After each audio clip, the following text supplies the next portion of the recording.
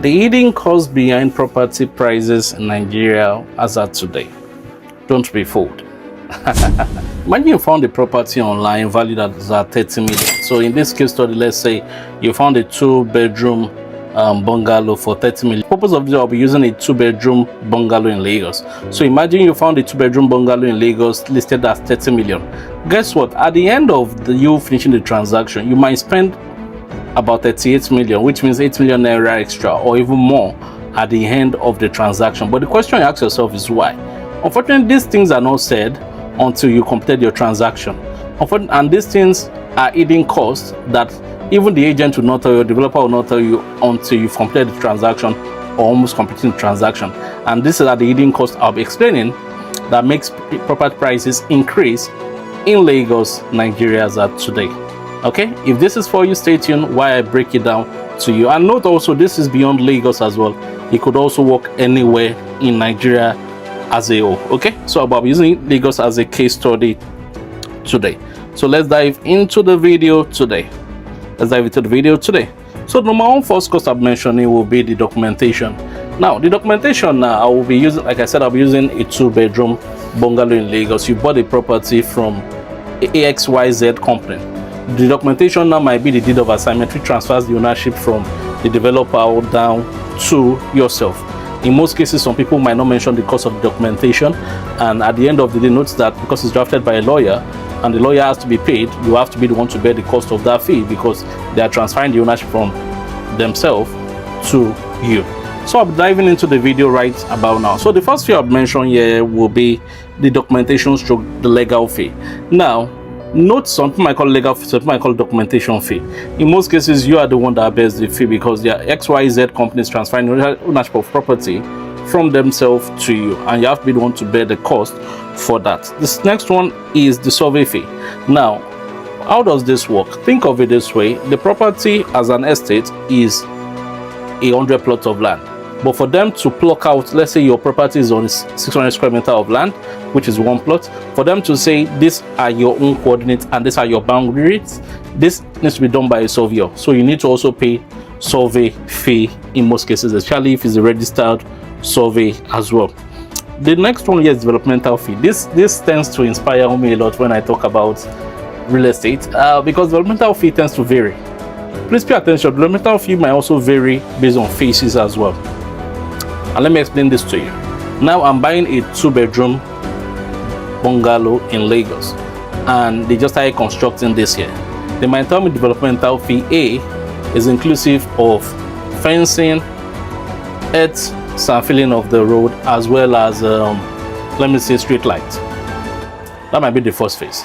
In the next couple of months again, they might tell me now we need to have a generator in that estate. We also need to do the paving stuff in the estates. Next, they might tell me that we need to do something else. So what that means is it falls in two categories of if the estate is a developing estate, it's going to come in phases because as they develop the estate, they're going to get developmental fee from you. Then if the estate is totally developed, in that case, maybe they buy and build estate or estate that is fully developed already, they would have calculated the total amount they use in developing the estate. They will split it according to, let's say, the kind of property you have or the amount of people they have in the estate, and you still have to pay the developmental fee as well. The next one is agency fee. This could be a big drama, and it could be dramatic as well because when it comes to agency fee, it varies based on state, it varies based on locality as well. I can tell you that Lagos for a fact, the rates of agency on the mainland and the island do not correlate. I could tell you for a fact as well that the agency fee also depends on developers in most cases as well.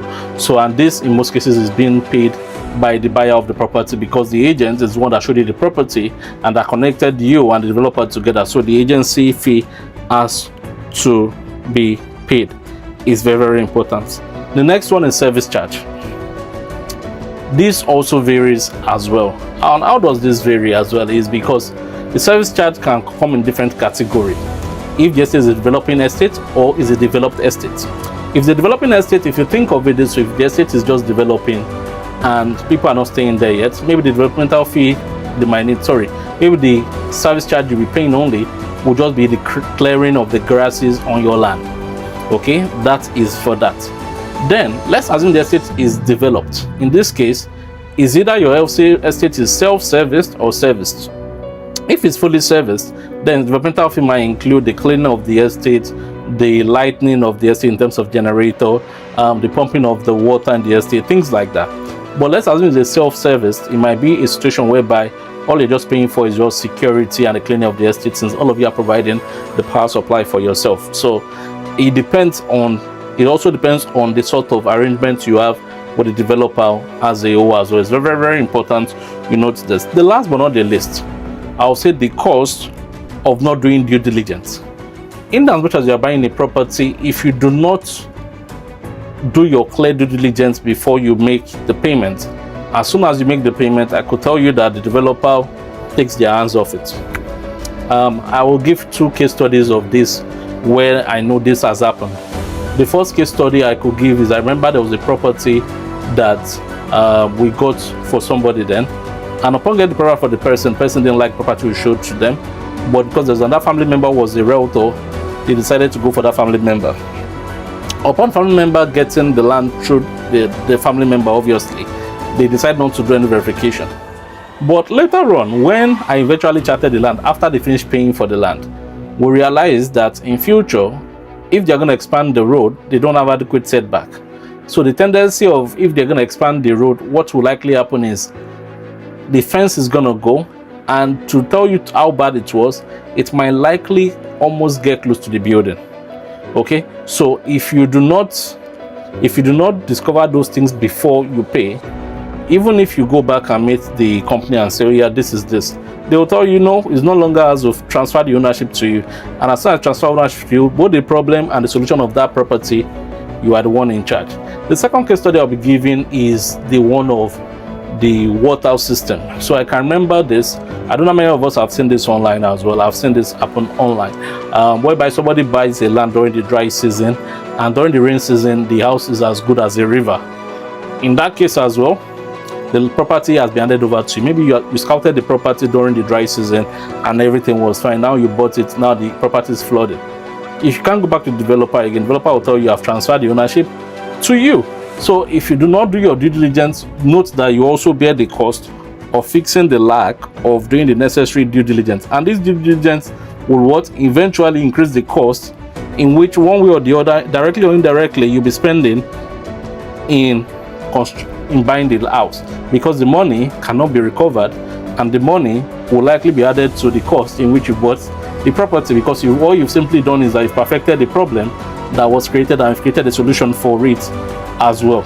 So in conclusion, this is what I would say: before you buy any property, before you even invest any naira in that property or any amount of pounds in that property, upon doing your proper due diligence, if you've done that, the next thing you're meant to ask is, can I get the breakdown of every cost that is included for me to own this property?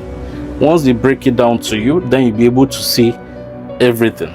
The worst thing that could happen to you as an investor or as a buyer is you paying beyond what you value the property, not because you want to, but because circumstances forced you to pay it. And with this, I will say thanks for watching this video today. Kindly do share this video and like this video so that more people can see this video. Thanks for watching, and do have a lovely evening rest. Bye for now.